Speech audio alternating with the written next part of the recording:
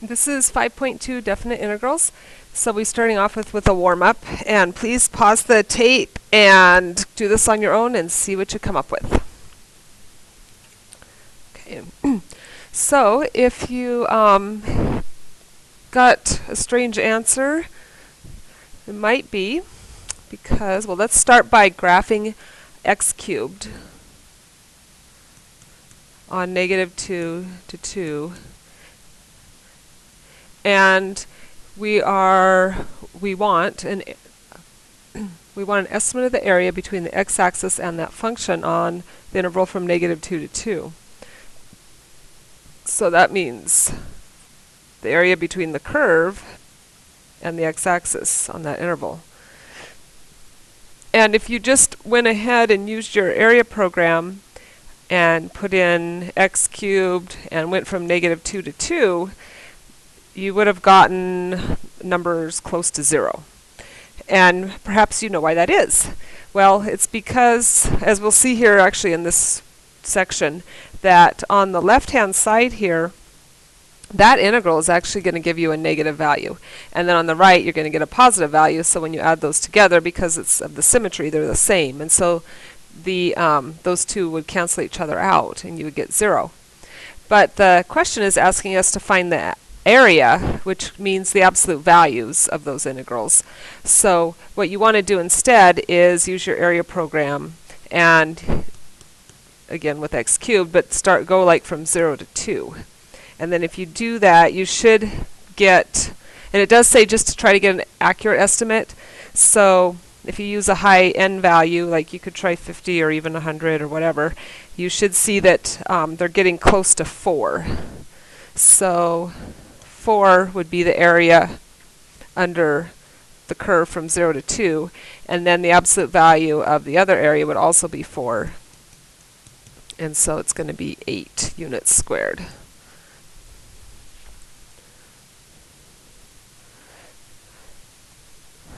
So our first question is to evaluate these sums. This is a little bit of review from pre-calc, and this is sigma notation.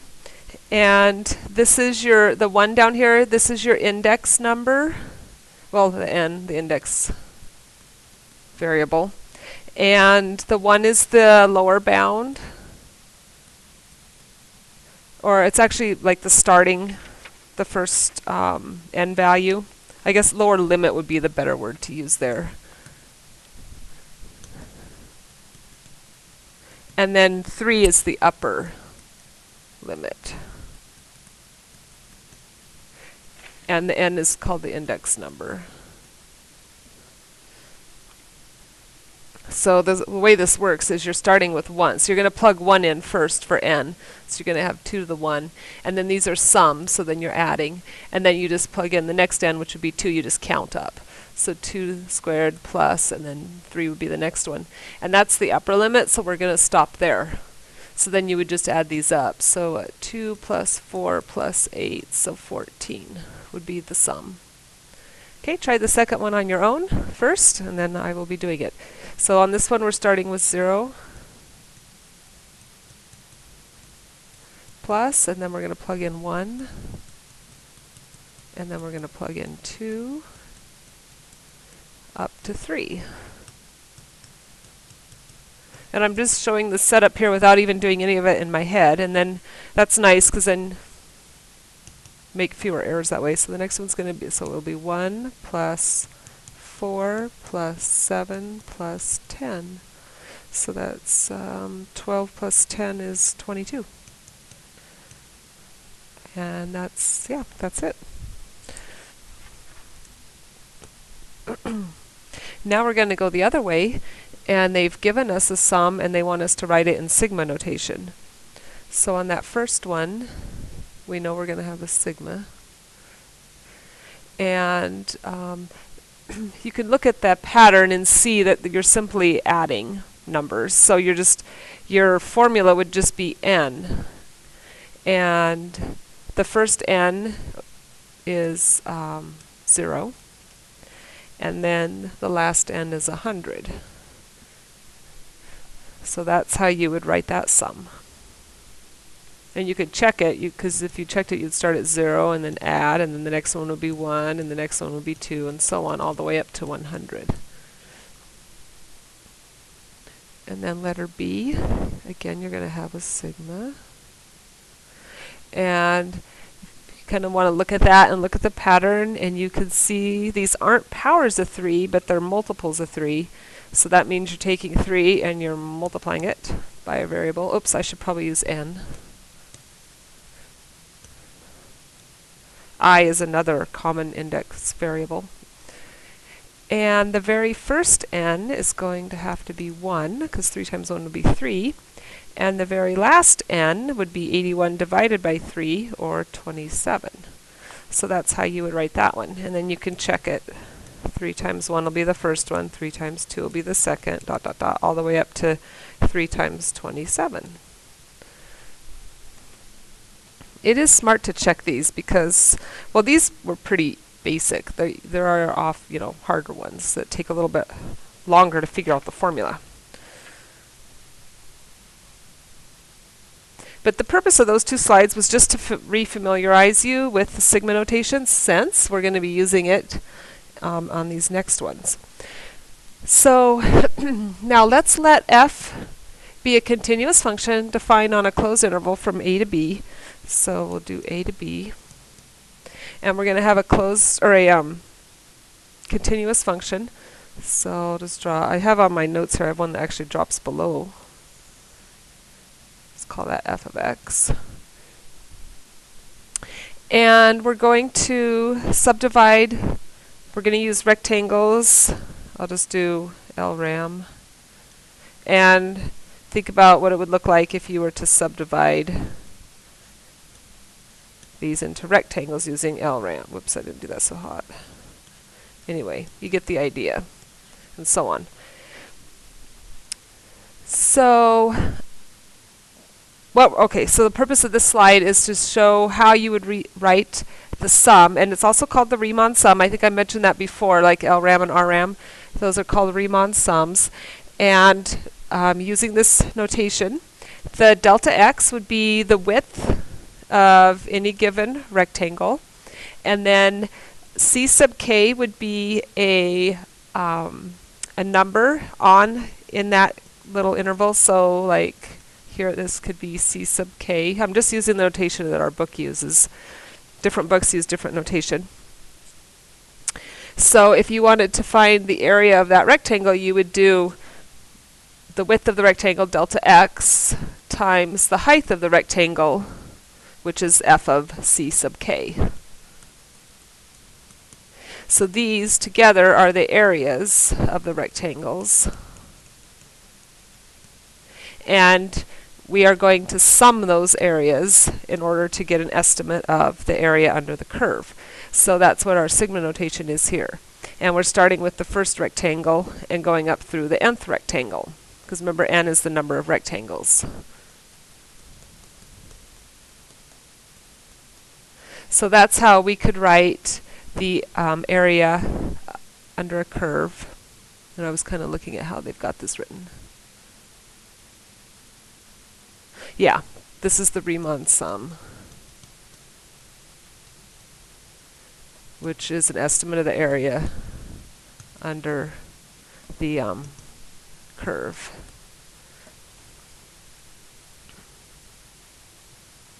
This slide, you don't need to write down, like this stuff right here, don't bother writing this down. On the next slide, we're going to have kind of the official definition. So this is just to kind of talk about a little bit. So what we have here now, and you've kind of seen this with the program, the more ends you have, so if you have more ends, in other words, more rectangles, what will happen to the width of those rectangles? So the more rectangles you have, the smaller the widths. So that's what we've got right here. We're talking about the widths, the subinterval lengths. That's the widths of them, the widths of the rectangles. As those widths approach 0, which is what we have here, this means the width of the rectangle. And again, you do not need to write this down. So as the widths approach 0, then the Riemann sum, which is this part here, well, this whole thing really is the Riemann sum, will approach the actual area under the curve. So the limit as the widths approach 0 of the Riemann sum will equal the actual area under the curve, and that's the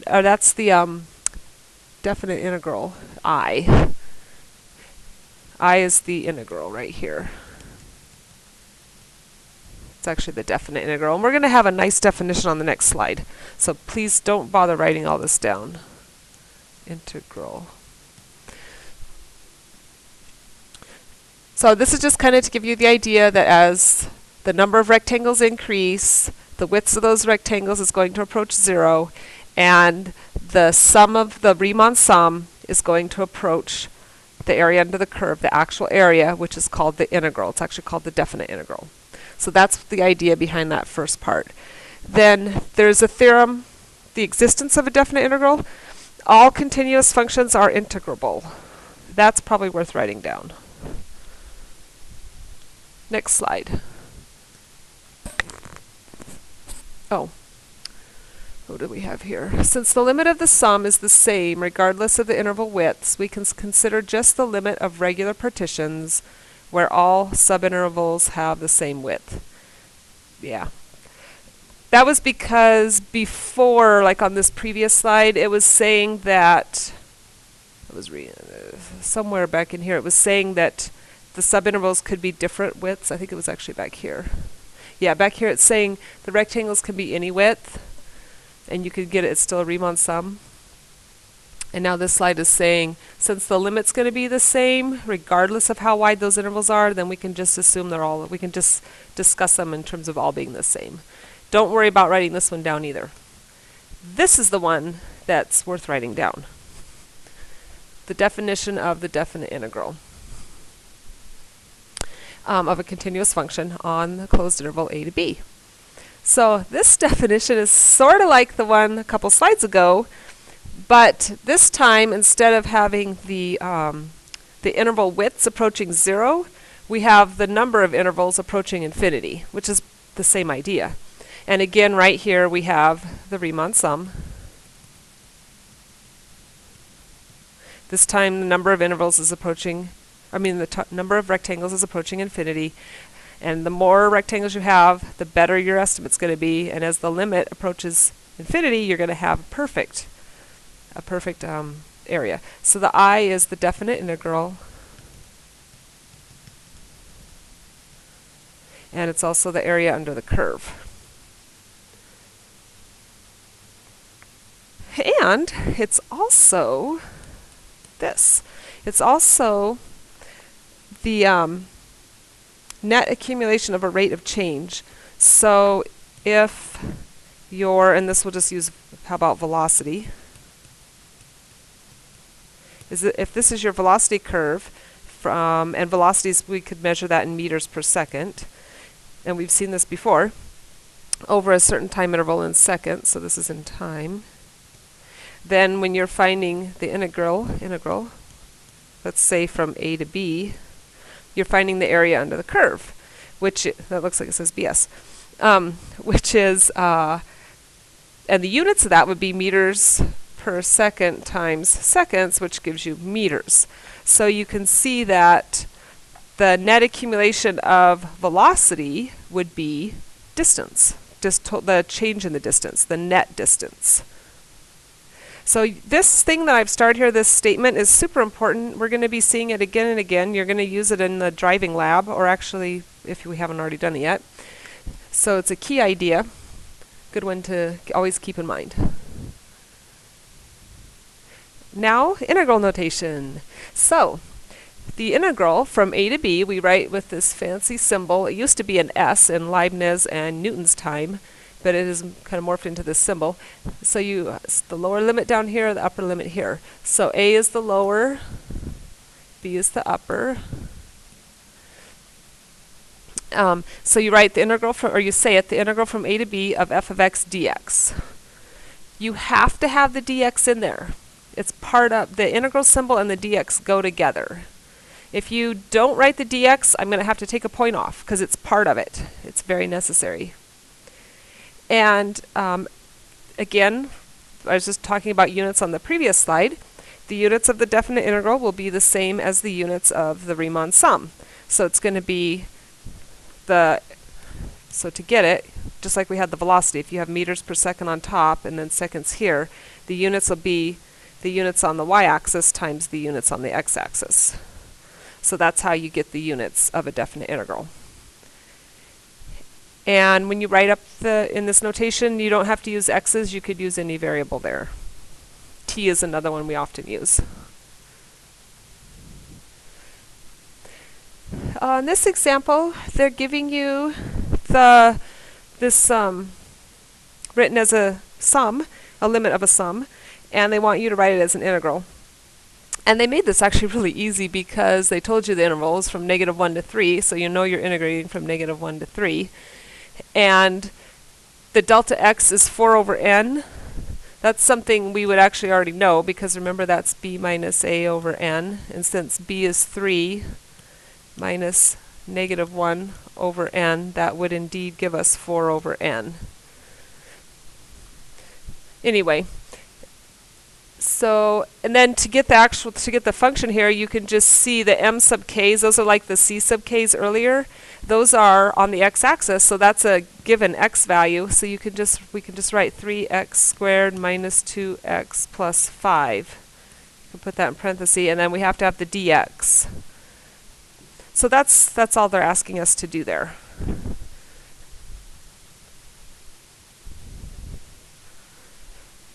The area under a curve as a definite integral. If f of x is non-negative and integrable over the closed interval a to b, then, so let's draw a picture. This time we have a non-negative function, so I'm going to draw it up above, closed interval a to b, and they want us to write the area of this curve from a to b. So that's going to be the integral from a to b of f of x dx.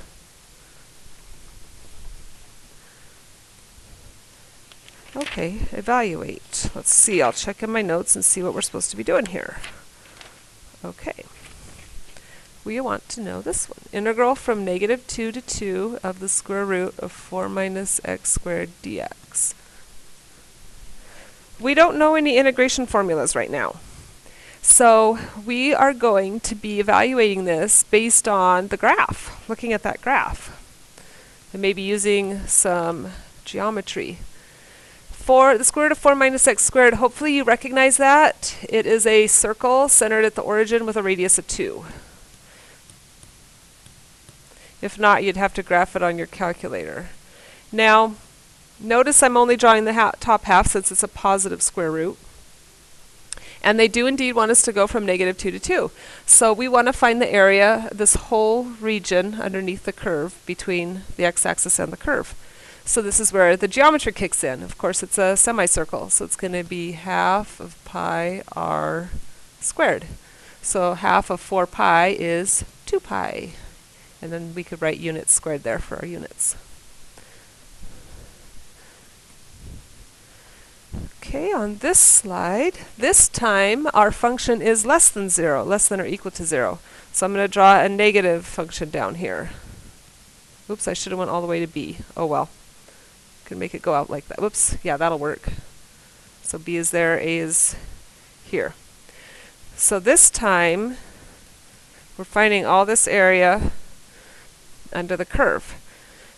So the area, again, is going to be from the integral from a to b of f of x dx. But we have to be a little careful on this one. When you're finding these rectangles, the areas of these rectangles, you're doing their width, delta x, times their height, right? If you were just doing the Riemann sums, the LRAMs, RRAMs, whatever. Well, those heights are all negative. So you're going to have a negative value times a delta x, which is a positive value. So when you get this entire sum, it's going to be negative. But So in other words, the integral from a to b of f of x dx in this particular situation would actually give you a negative value. But we want to talk about the area, and we mean by the area we mean the absolute value of that, the region under the curve. So we have to negate this in order, because this whole part, this is going to be a negative number, and we need to negate it because we want a positive area.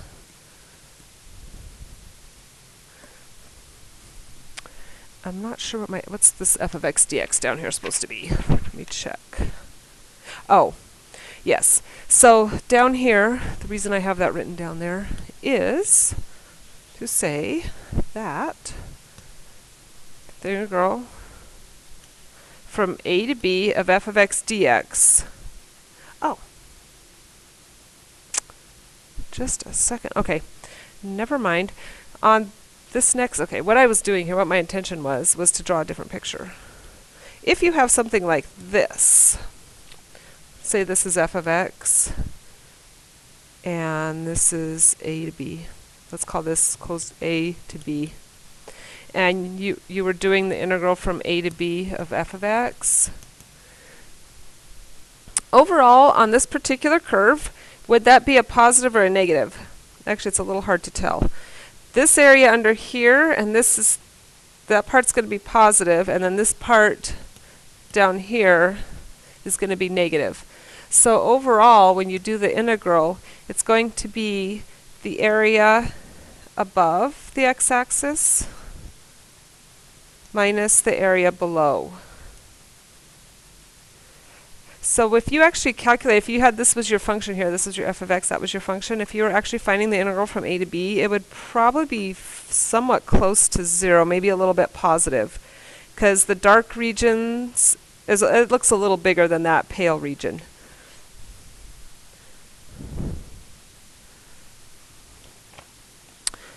Now this exploration is a really good one because, well, for a few reasons. We're given the integral from 0 to pi of sine of x dx is 2. And later on, you're going to be able to figure that out on your own. But for now, we'll just give that to you. And in the book, they're asking you to find 10 different integrals. So I am going to have you do these on your own. They're assigned in your homework. But I'm going to help you with a couple of them. And then actually, I'm going to work with the IB, with everybody, with all of you. We'll actually do some of these together because it's a good review of graphing sinusoidal curves, sine and cosine. But we'll do the first one together. It says to find the integral from pi to 2 pi of sine x dx. So we need to look at the graph because we don't know how to do these algebraically yet. So sine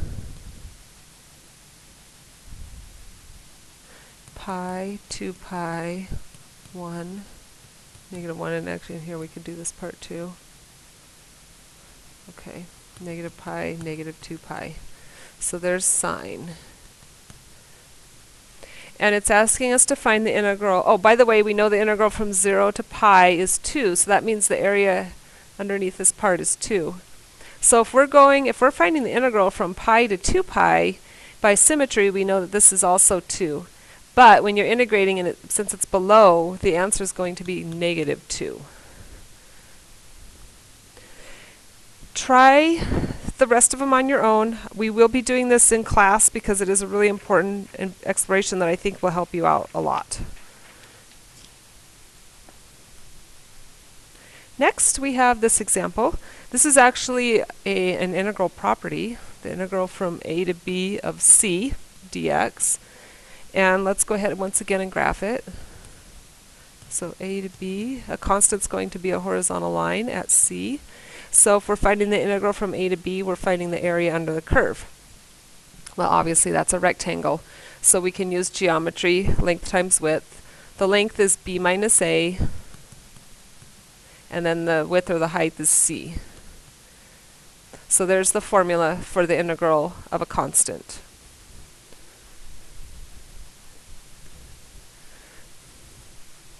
I like to write these on my own for some reason. Okay, again, let's draw a picture. Absolute value of x we know is a v. and they want us to go from -1 to 1. And we know that these lines have slope of 1, so we're finding this area. By going from -1 to 1, we're finding these areas. And those are both triangles, so you can pretty easily find those areas. They're 1 by 1, so 1 times 1 divided by 2 is a half. They both have areas of a half, so the total is 1. Okay, same deal. And now on all of these, I should, of course, always remind you, try these on your own, and then pause so that you get the full benefit of doing them on your own. Okay, we'll draw a picture. This is a line, y-intercept -3, slope of 1. And we're going from -1 to 3. So it's forming another triangle. That's pretty easy. I should have done one with a trapezoid. Oh well, maybe I'll make one up. So the triangle has that's going to be what? Well, it's obviously 4 across the top, and on the bottom that's also going to be 4. The height here is 4. And then divide by 2, so that's going to be 8 units squared. Now, is that the correct answer? You have to be careful, because it's actually, oh, that's supposed to, I went from 3. Okay, that's wrong. I went to 3 for some reason. I don't know why I did that. Back up. I don't want that. If I go to 2, that will be a trapezoid, which is good. That's really what I wanted anyway, because I wanted to remind you of the formula for the area of a trapezoid, which is 1/2 the height of the trapezoid times the bases, the sum of the bases.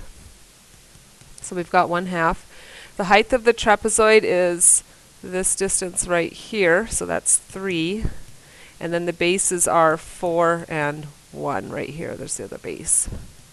So that's going to be 5 times 3 is 15 halves. But what I was saying, as I was about to say before, is that correct? And no, it is not, because this is under the curve. I mean, you're below the x-axis, the function is negative. So it's actually going to be -15 halves.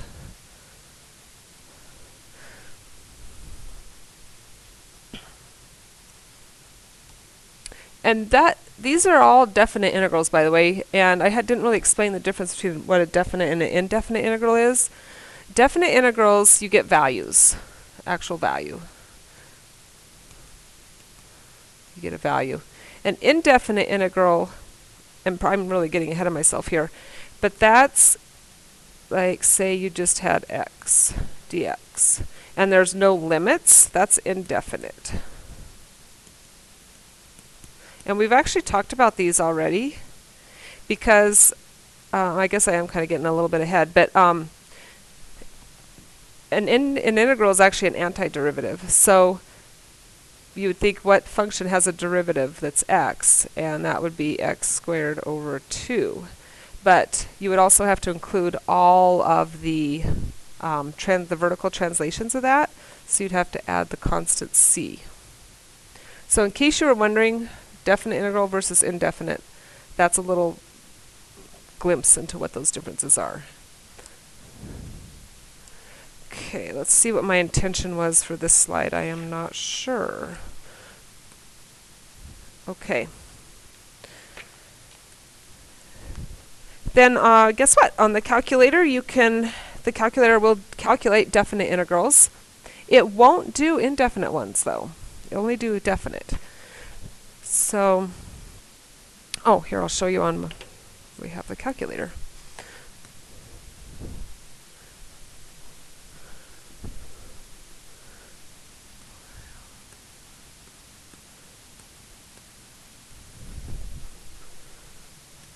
Oops, I hit the wrong thing. Okay, so what you're going to do, the book calls it n-int, and on our calculator it's f-int. So it's under Math 9. You could arrow down and show you, but you could just go press 9, but there it is. See how it's f-int, or fn-int.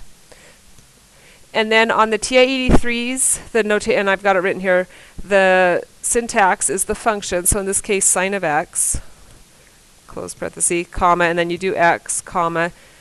X is your variable, and then you need to go from a to b, so 0, comma, pi. The 84s, I believe it'll look like this, and so you just plug things in where they belong, and then hit enter.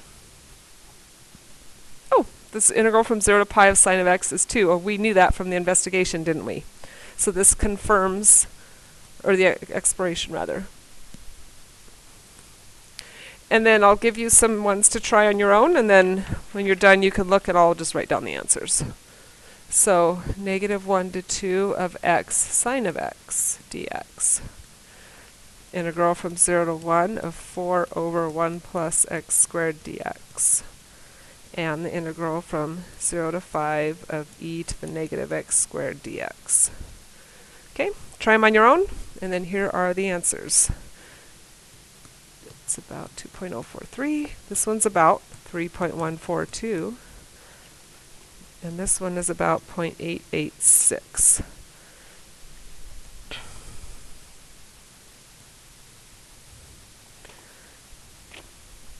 So this example is to find the integral from -1 to 2 of the absolute value of x over x dx. We've been looking at this particular function throughout the semester, and hopefully you remember what it looks like. It's undefined at 0, and it looks like so. This is -1. And obviously that's a discontinuous function from -1 to 2. It's discontinuous on that interval. Yet we are able to find the integral, because in this particular one, the integral would be from, so here's -1, 2's out here. So if you went from -1 to 2, that function does bind or bound a region that we could find the area of. So earlier we talked about if you're finding an integral over an interval that where you have both positive and negative function values, it's going to be the area of the region above the x-axis minus the region of the area below. So in this case it's going to be the area above is 2 by 1, minus the area below, which is 1. So the overall integral is just going to be 1.